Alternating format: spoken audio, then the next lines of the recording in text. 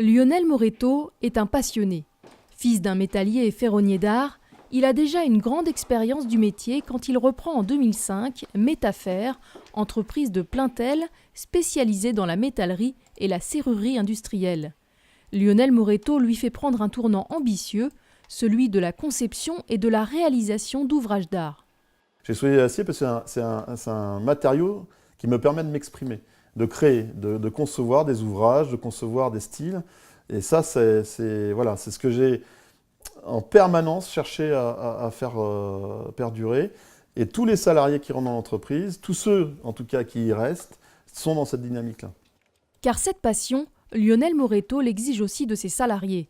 Bureau d'études, gestion de chantier, aspect commercial et bien sûr travail en atelier de fabrication et de pose, 22 personnes travaillent ici. Parmi eux, 6 jeunes apprentis.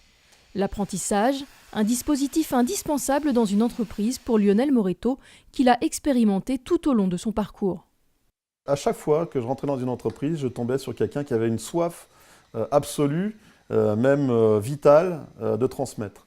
Et c'est pour ça que l'apprentissage a autant d'importance pour moi. Un apprenti qui rentre dans notre entreprise, notre but c'est qu'il soit employable. Donc de l'amener vers notre métier et la passion de notre métier. Il est hors de question qu'ils prennent un balai, qu'ils soient en train de ranger la ferraille. Alors ils vont le faire avec les autres, ça fait partie des tâches quotidiennes de tout à chacun. Mais nous, il faut absolument qu'ils rentrent dès le premier jour et rentrent tout de suite sur des projets. Dans un milieu encore majoritairement masculin, le chef d'entreprise cherche également à féminiser ses équipes. Ce ne sont plus les métiers d'il y a 20 ou 30 ans. On n'a plus besoin d'être fort et baraqué pour faire nos métiers.